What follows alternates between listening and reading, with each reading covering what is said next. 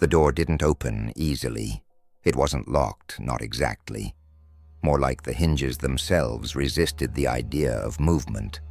When the detectives finally forced it, the sound echoed through the quiet house like a sigh of release. What lay behind it wasn't a living space. It was a shrine. The room was small, almost square, and smelled faintly of dust and old paper. The walls were covered from floor to ceiling with Polaroids, hundreds of them, each pinned with surgical precision. Faces, hands, small ordinary objects, a keychain, a strand of hair, a piece of fabric. Some photos had faded to a dull amber. Others looked freshly printed, and beneath each image was a number. There was no order, but there was purpose. The lead detective, a 20-year veteran of homicide, whispered the first words anyone spoke inside that room. He didn't just kill them, he kept them.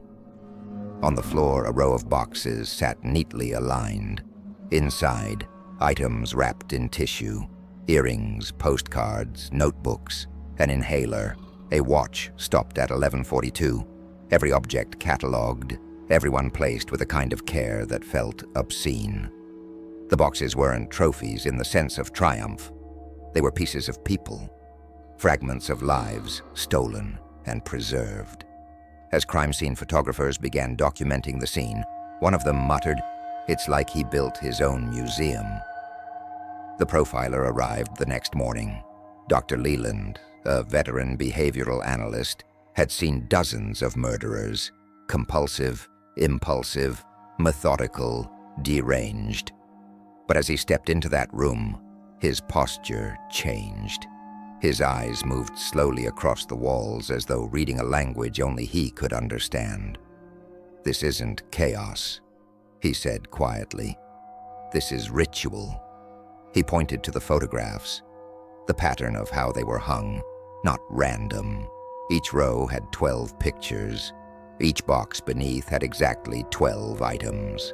The killer, whoever he was, had constructed a system, a world with its own rules, where memory replaced morality. Forensic techs began labeling the evidence, but Dr. Leland told them to stop. "Don't move anything yet," he warned. "You're standing inside his mind." He was right. Every photo, every item, every piece of dust. It wasn't clutter. It was architecture, the architecture of control. 2 days later, detectives identified the owner of the house, a maintenance worker named Elliot Wren, 42 years old. No prior record. Quiet, punctual, invisible. His neighbors described him as polite but distant, the kind of man who never made eye contact, but always nodded hello. He'd lived alone for 14 years, never married, no close friends, no social media, the perfect ghost. Police traced him after finding a storage receipt in the living room drawer, a unit registered under his name on the other side of town. When they opened it, they found more boxes, identical labels, 12 per stack, a perfect continuation of the same pattern. He wasn't hiding evidence, Dr. Leland murmured. He was archiving his control. Inside one of the boxes, a silver hairpin wrapped in tissue, a Polaroid of a young woman smiling in the sunlight.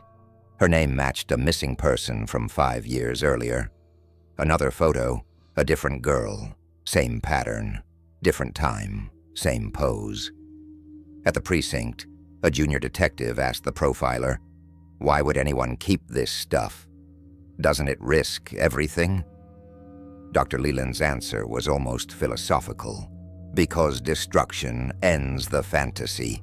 Keeping it keeps him powerful." For collectors like Elliot, the act of possession was more intoxicating than the act of killing. The trophy wasn't just a memory. It was an anchor. Every item linked to a moment where he was God, deciding who lived, who vanished, and who became part of his collection. To him, these weren't victims.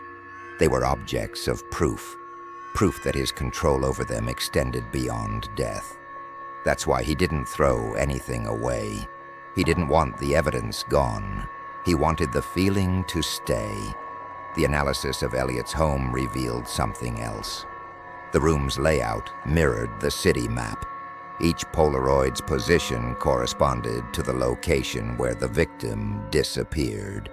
The wall itself was a map of his territory, a silent record of conquest.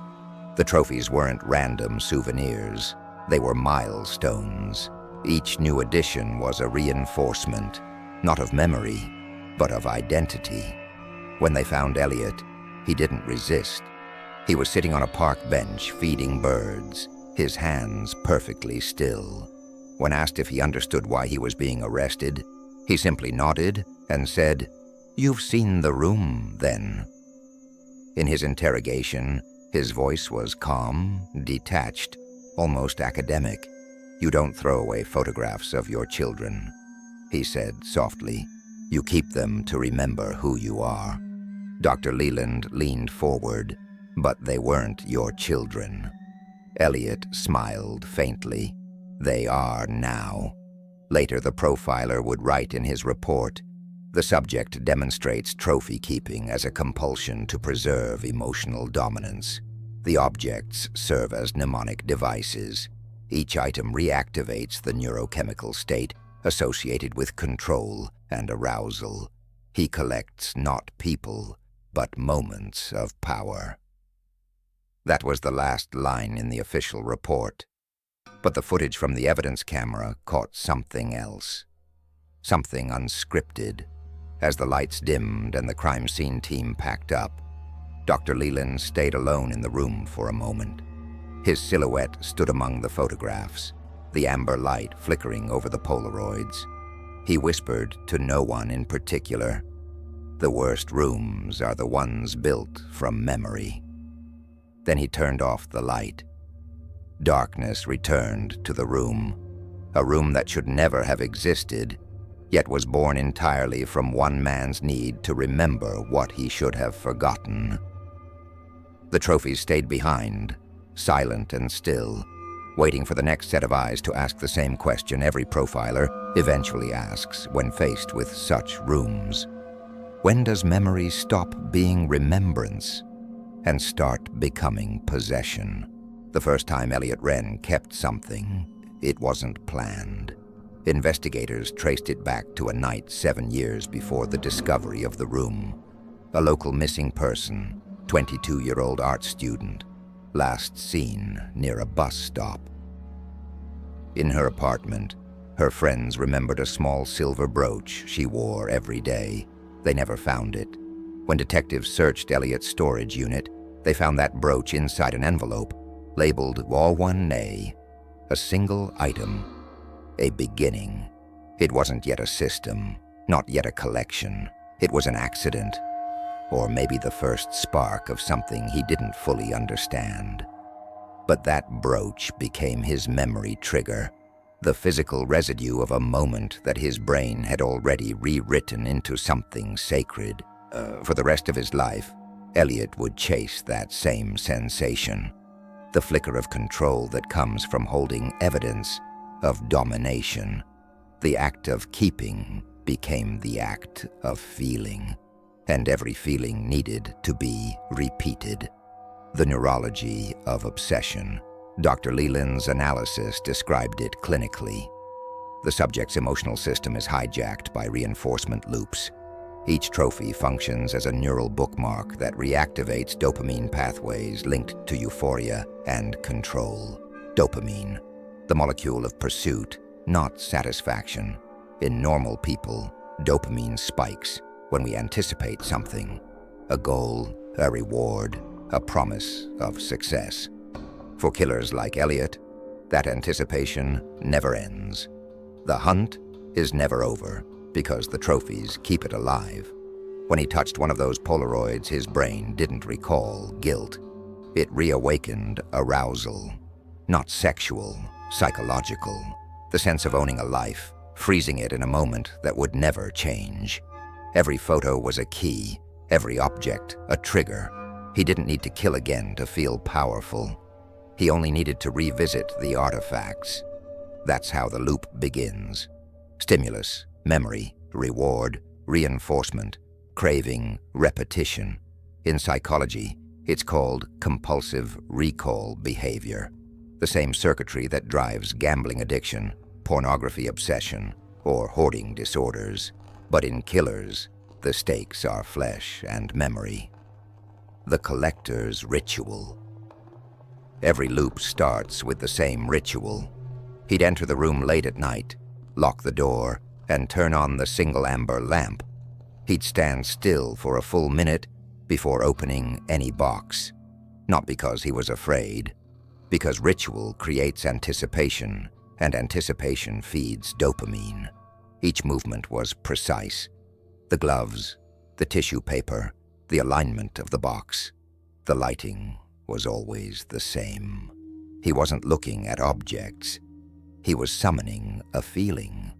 The profiler later wrote, "These men are not reminiscing, they are reliving. Their trophies are not archives. They are ignition keys." When Elliot unwrapped an item, a ribbon, a Polaroid, a lock of hair, his body responded as if it were happening again. Heart rate up, pupils dilated, breath slowed. Not guilt, not fear, euphoria. The trophies didn't preserve memories. They preserved the high. Reinforcement and control. Each repetition strengthened the circuit. Like grooves carved into the brain, the behavior became reflex. Dr. Leland compared it to a slot machine. Every time Elliot played, opened a box, stared at a Polaroid, touched a relic, he triggered a microdose of reward. The result was a self-sustaining cycle of need. They stopped killing for necessity. The profiler said, they killed to refill the room. Elliot's killings weren't chaotic bursts. They were scheduled intervals, almost mathematically spaced, once every 8 to 10 months. The same window that addicts experience between high and relapse. That precision wasn't coincidence. It was maintenance. The room wasn't a trophy case, it was a battery. Every new item was a recharge, a reminder that his control hadn't faded, that he still possessed the ultimate privilege to decide who becomes an object, the fetish of permanence. Some trophies rot, others fade, but the obsession demands permanence. That's why killers often choose photographs, Polaroids especially. Instant, tangible, uneditable. They freeze a human being into 2 dimensions, erasing the complexity of life. A photo can't speak, can't resist, can't change its story. It becomes pure possession. For Elliot, the Polaroid wasn't just a record, it was purification, a way to distill chaos into something he could own. Every object you keep is a way of saying, I still control what's left of you. He'd clean each Polaroid with cotton gloves, careful not to smudge. He believed that touching them bare-handed would contaminate the moment. That's the paradox. He killed for intimacy, but feared contamination, control without contact, possession without empathy. The psychology of triggers. When agents searched his home, they noticed the radio always played one station. Low volume, static-laced classical music. Dr. Leland found the same music on cassettes, labeled with victim codes. Sound, scent, light. Everything became part of the trigger network. The brain doesn't separate them. Once paired with reward, even neutral stimuli become cues that summon the same emotion. The lamp's amber hue, the smell of dust and plastic, the faint hum of an old cassette. Together they formed a sensory code. Whenever those elements aligned, the dopamine surged again. That's why Elliot kept coming back. Not to see, to feel. He wasn't addicted to killing. He was addicted to remembering.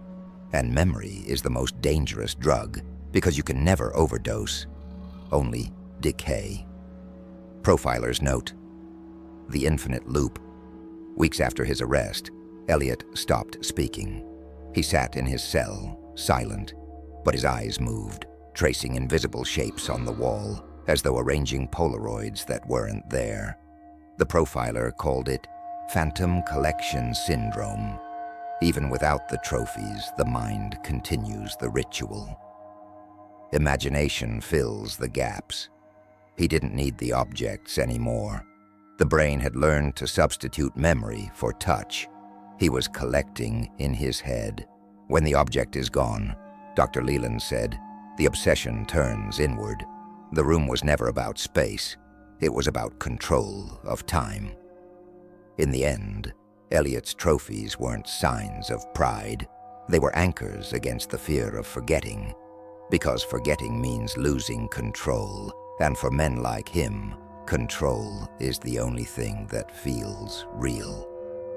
The profiler closed his final interview notes with one last line. The loop never ends. Once control becomes a feeling instead of an action, the killer doesn't need victims. He just needs reminders. And the worst reminders are the ones we build ourselves. Cut to black. The faint hum of static. A blurred Polaroid fades in, then out, and the narrator's voice returns, soft, clinical, uncomfortably calm. He didn't dispose of them. He displayed them, not for the world to see, but for himself. When the forensic team finished photographing the last shelf, Dr. Leland stood motionless by the wall, his eyes lingering on a single Polaroid. A woman's hand resting on a window frame, sunlight cutting across her skin. There was no blood, no violence, only stillness. He didn't keep death, the profiler murmured. He kept the illusion of life, right before it disappeared. That was the difference between a sadist and a collector. Sadists relish destruction. Collectors worship preservation. In Elliot Wren's case, the trophies weren't remnants of brutality. They were monuments to control. Each one symbolized a private victory over chaos. A moment he turned life into something static, permanent, and safe. For most killers, the act ends when the body falls. For Elliot, that's when it began. Because only when he held the remains, the tangible fragment of what once resisted him, did he feel complete. It wasn't lust. It wasn't even nostalgia. It was a fetish, not in the erotic sense, but in the psychological, the transfer of emotion into an object until the object itself becomes the emotion. The anatomy of a fetish. Psychologists define a fetish as an emotional substitution. When an object becomes the container for feelings too chaotic to confront directly. In Elliot's world, the trophies weren't just mementos. They were containers for power. Every object carried the residue of a conquered will. When you touch something that once belonged to someone, Dr. Leland explained in a later lecture, you momentarily inherit their presence. For someone with antisocial personality disorder, that sensation is intoxicating because empathy is replaced by ownership. Elliot's diagnosis would later reveal a hybrid pattern. OCD tendencies wrapped around an ASIPD core. Obsessive-compulsive disorder thrives on ritual and repetition. Antisocial personality disorder thrives on dominance and detachment. Together they create a monster that's both meticulous and merciless, a perfectionist of cruelty. He didn't kill in frenzy. He killed to complete a pattern, and when the pattern ended, he repeated it, because perfection decays the moment it's achieved. Rituals of control. In Elliot's home, every detail reflected symmetry. Boxes aligned by height, labels handwritten in identical ink. Even the handwriting itself had no variance. The pressure, the angle, the rhythm, all identical, as if traced from a single master copy. This was his OCD structure, a fragile order built to contain the chaos inside. But the contents, the trophies, revealed his ASPD desire. control without conscience. He needed both. The obsessive rituals gave him boundaries. The antisocial impulse gave him power. One fed the other. The compulsion gave him method. The disorder gave him meaning. He built a system to protect himself from empathy. Dr. Leland wrote, "Every layer of ritual insulated him from feeling. He didn't need to feel remorse. He only needed to feel order." That order was sacred. In his mind, it justified everything that came before it. Dragged as emotion, when investigators laid out the trophies in the evidence lab, they noticed how personal some items were.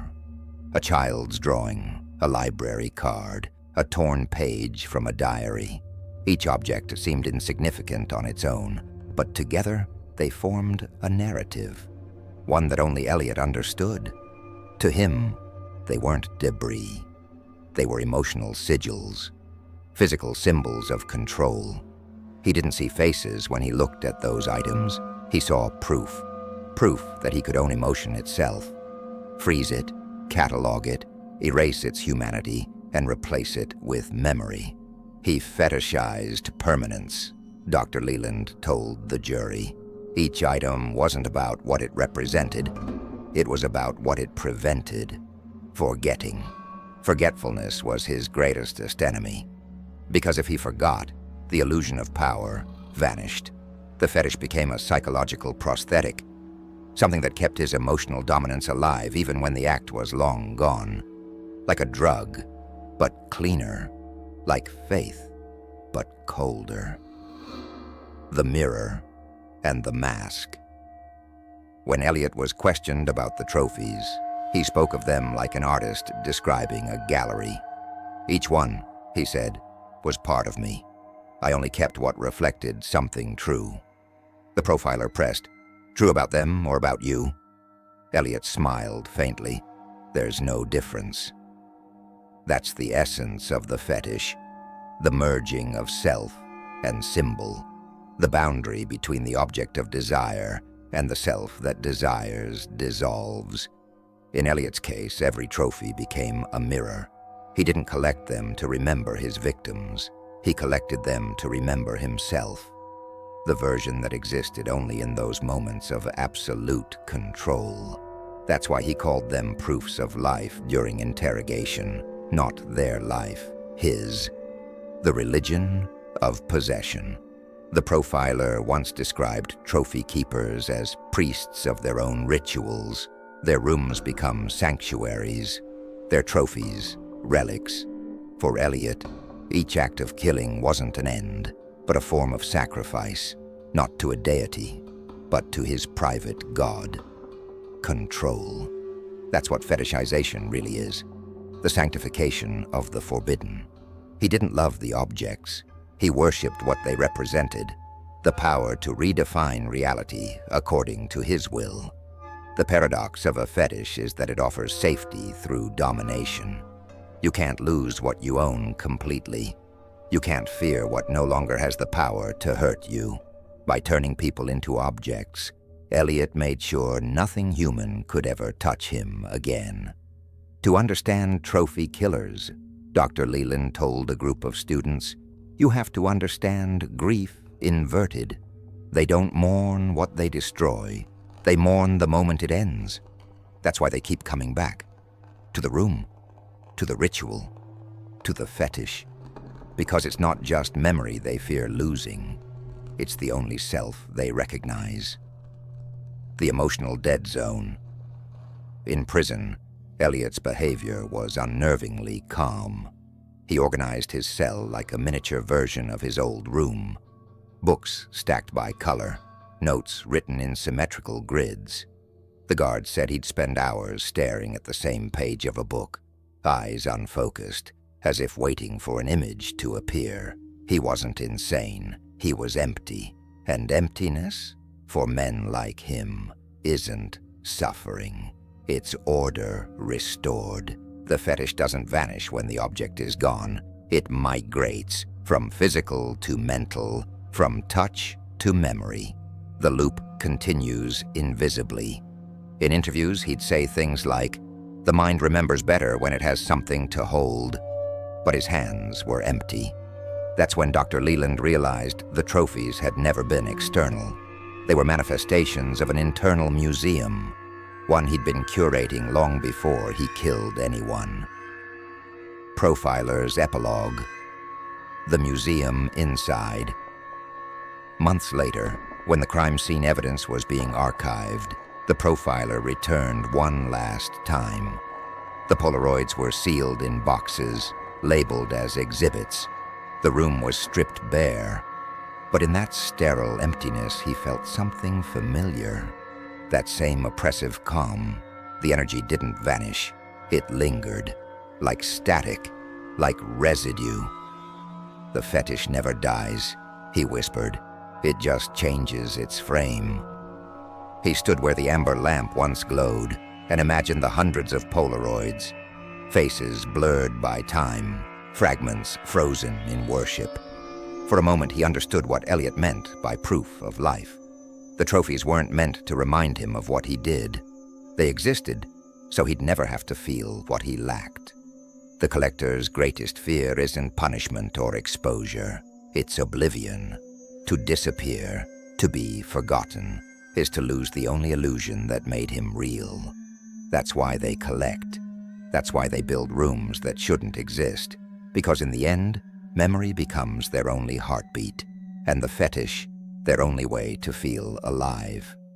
Fade out, slow zoom into an empty evidence box, the label still faintly legible. Photo 1A.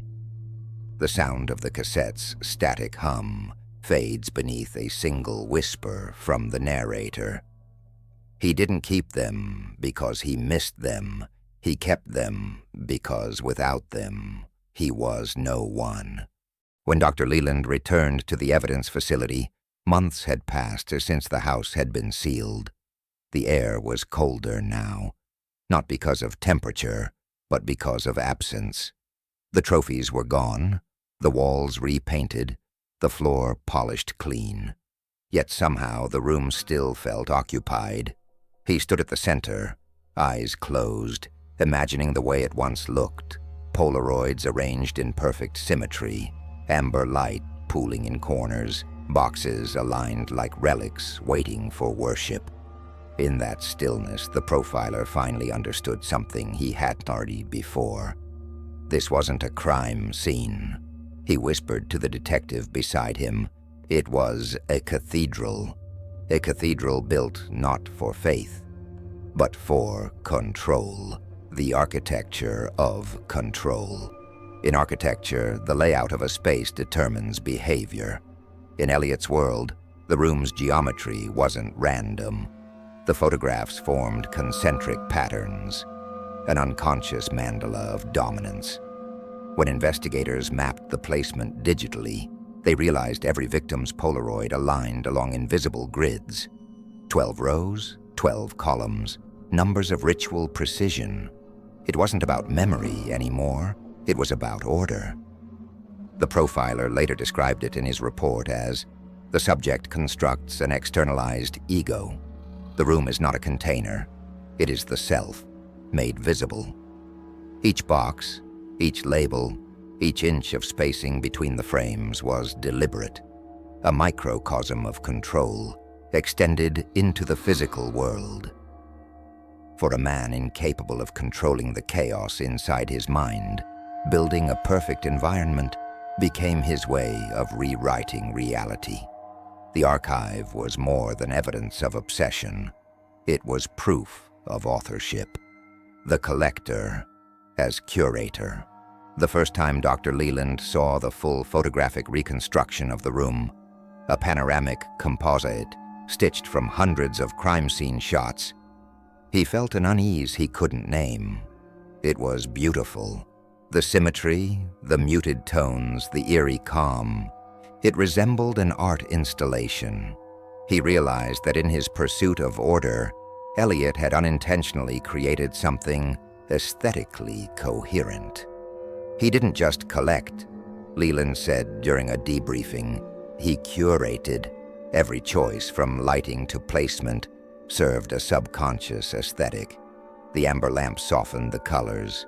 The Polaroid's faded whites became sepia under time.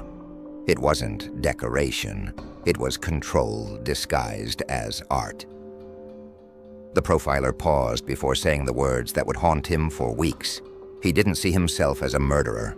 He saw himself as an archivist of human existence. That's the horror of men like Elliot Wren.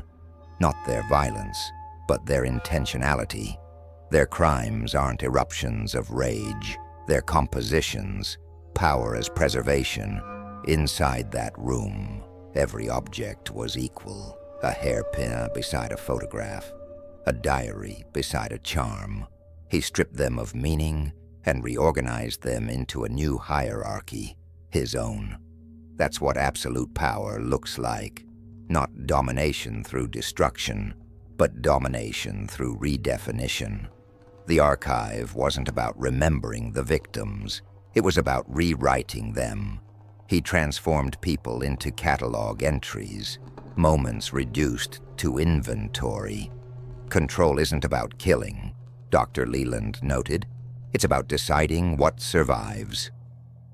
By choosing what to preserve, Elliot played God over memory itself. The trophies were his commandments, the boxes, his scriptures. He didn't seek immortality through fame. He sought it through curation, through ensuring that his version of reality outlived everyone else's. The profiler's dilemma. The deeper Dr. Leland studied the evidence, the more he found himself entangled in the same architecture of control. He spent nights rearranging photographs of the room on his office wall, mirroring the very system he was trying to understand. Each time he shifted a photo or labeled a detail, he felt a strange calm. The same calm Elliot must have felt. He caught himself once late at night, aligning the corners of an evidence photo with surgical precision. His hands froze mid-air. "That's how it begins," he whispered to his reflection in the window, because understanding obsession is a dangerous form of empathy. The profiler wasn't collecting trophies, but he was collecting meaning, a different kind of power.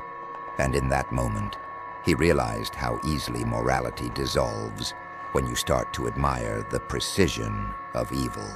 The museum effect museums are built to make viewers forget they're looking at death. Bones become artifacts. Weapons become exhibits. The sterile distance between viewer and object sanitizes horror into history. Elliot instinctively understood this. His room mimicked a museum's logic. Controlled lighting, consistent spacing, silence. He had built an exhibition of absence, a space where grief could no longer reach him. The archive didn't glorify violence. It neutralized it. Every horror became a data point. Every life became design. That's the seduction of order. It tricks the human mind into confusing organization with morality. And in that illusion, evil becomes palatable. Power in silence. There's a tape from Elliot's interrogation, unedited, unreleased. At one point, after hours of silence, the profiler asked, "Why keep the photos on display? Why not hide them?" Elliot's answer was simple: because hiding is for guilt, displaying is for truth. In that one sentence, he inverted morality itself. To him, exposure wasn't shame.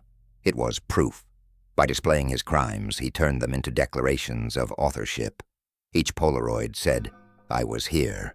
Each box whispered, "I decided what mattered." That's the ultimate form of control, not to conceal what you are, but to arrange it so beautifully that no one can look away. The profiler's realization. Months later, Dr. Leland gave a lecture at Quantico. He stood before a projected image of Elliot's room, reconstructed digitally for training purposes. Behind him glowed the symmetrical grid of Polaroids, haunting, precise, hypnotic. He spoke to a room full of young agents about the psychology of control, about how trophies reinforce delusion. But halfway through his lecture, he stopped. He looked back at the projection and felt a chill.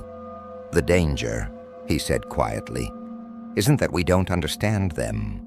It's that we do, and we start to admire the craftsmanship. Because understanding power has its own intoxication. To dissect control is to touch it. To describe order is to momentarily stand inside it." He realized that even analysis, even profiling, was a kind of collection, a mental archive of other people's darkness. And just like Elliot, he was curating too, arranging horror into meaning. The archive remains. Years later, after Elliot died in custody, the state dismantled his evidence archive. The Polaroids were sealed, the artifacts destroyed, but digital copies remained, stored in an encrypted FBI database for training purposes. Dr. Leland retired the same year. He left behind a single note in his office drawer. "We keep what we should never keep, because deep down, we all fear being forgotten." When the lights went out in his office for the last time, the reflection of the monitor lingered. Rows of tiny squares, hundreds of blurred faces frozen in symmetry. It looked exactly like Elliot's wall. The last time Dr. Leland saw Elliot Wren, he was no longer the man who built the room. The collector had aged. His hair was gray, his posture hunched, but his eyes, those same calm, glass-gray eyes, still moved with surgical precision, scanning the walls of the visitation room as if arranging invisible photographs. It had been 8 years since the trial, 8 years since the boxes were sealed, the Polaroids archived, and the room, his room, erased from existence. And yet, when Elliot sat across from him, separated by reinforced glass, it was as if nothing had changed.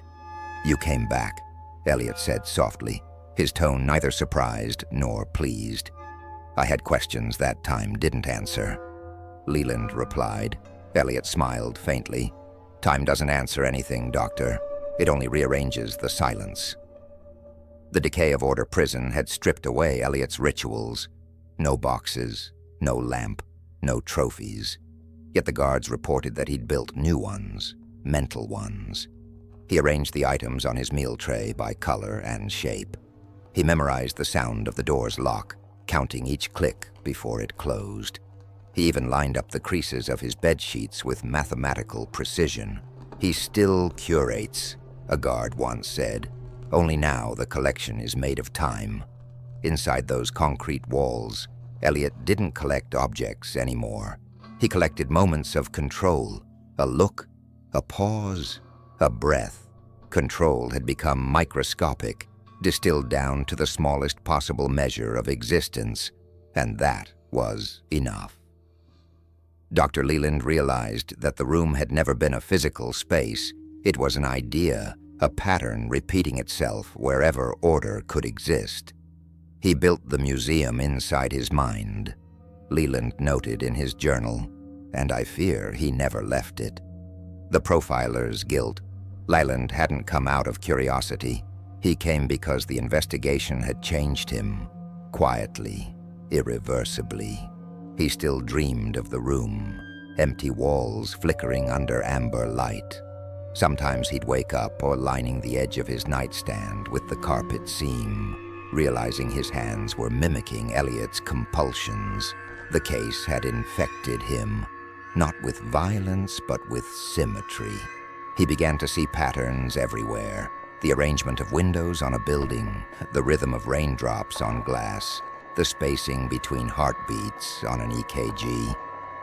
Each pattern whispered the same word: control. "You can't study monsters without feeling their gravity," he once told a student. "The trick is knowing when you've crossed their orbit." He wasn't sure he'd escaped it. That's why he came, to see what remained of the man who taught him that evil could look like discipline. The final conversation. In the visitation room, Elliot leaned forward, his voice barely above a whisper. "They took everything from me, Doctor. but they couldn't take the shape of it. The shape? Leland asked. The pattern, Elliot said. It's still there, in the walls, in the light. You see it too, don't you? Leland didn't answer. Elliot smiled, a small human smile, almost gentle. You rearranged my photographs in your office. I read that in your testimony.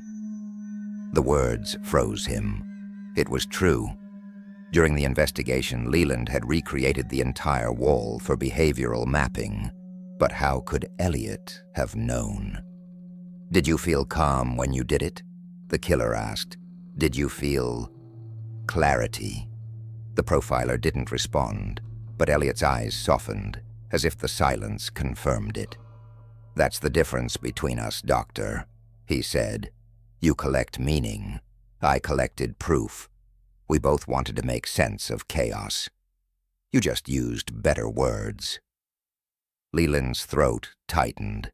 For the first time, he realized Elliot wasn't mocking him. He was diagnosing him. The mirror of understanding. Understanding. The killer had always been the profiler's purpose. But now, sitting across from him, Leland saw the danger in that purpose. Every time he dissected a motive, mapped a pattern, or named a compulsion, he wasn't conquering evil. He was translating it into something his mind could accept. He wondered if that was the same mechanism that made Elliot build his archive, an attempt to domesticate horror by giving it shape. We both turned chaos into order, Leland said quietly. But you needed to control others. I needed to control myself. Elliot nodded, eyes glinting in the fluorescent light. Control is control, Doctor. The subject is irrelevant. Then, after a pause, tell me, do you still think of the room? Leland hesitated. Sometimes. Elliot's smile widened. Then it's still alive. The philosopher of the cell. In his final years, Elliot became something else, an inmate turned thinker. He wrote essays no one published, pages of reflections on the architecture of memory and the geometry of the soul. He described his crimes as expressions of the human need to preserve the moment. He called his trophies time anchors. He described control as the last language of the forgotten. When Dr. Leland read those pages later, he didn't feel disgust. He felt something worse. Recognition. In every collector, Elliot had written, there is a fear that meaning will dissolve. So we trap it, shape it, and name it. That's how gods are born. That's how monsters are made. Entropy. One morning, Elliot Wren was found dead in his cell. No signs of struggle, no suicide note, just order. His bed perfectly made, his shoes aligned, and a circle drawn on the wall with soap. 12 lines radiating from its center. The forensic team said it was meaningless. Dr. Leland knew better. 12 victims, 12 lines. One final symmetry. Even in death, Elliot completed the pattern. The profilers return. Months later, Leland retired. He visited the evidence vault one last time, where the digital reconstruction of Elliot's room still existed. Rows of photographs, labeled and preserved for training purposes. He stood before the projection, the amber glow illuminating his face. You win, he whispered, because I can't stop trying to understand you. In that moment, he realized that comprehension itself was a form of surrender. Every profile, every analysis, every theory, they all gave structure to chaos. They all gave shape to what should remain shapeless. And maybe that was the real danger, not the existence of evil, but humanity's refusal to let it remain undefined. The human equation. There's a line in Leland's final lecture, delivered to an empty room weeks before he disappeared from public life. We study killers to understand what makes them inhuman, but the deeper truth is crueler. It's not how different they are that frightens us. It's how much we recognize. He paused before the last slide, A blurred photo of the original room, reconstructed digitally. Evil isn't a force, it's an equation. 1 part chaos, 1 part control, and 1 part us. He turned off the projector. The room fell dark, leaving only the hum of the equipment. A faint, rhythmic pulse, like breathing. Some say he kept a single Polaroid in his drawer after retiring. One of the few images not used for evidence. It wasn't a face, just a window, sunlight cutting across the frame. The same image Elliot had taken years before. No one knows if Leland kept it to remember or to remind himself what forgetting costs. He didn't kill for pleasure, he killed for permanence, and the man who studied him learned that understanding evil doesn't destroy it. It only teaches you its language. In the end, every collector is human, and every human collects something. Memories, control, or the illusion of order. The difference is only what we choose to display, and what we choose to hide. Fade out. Soft static, then silence.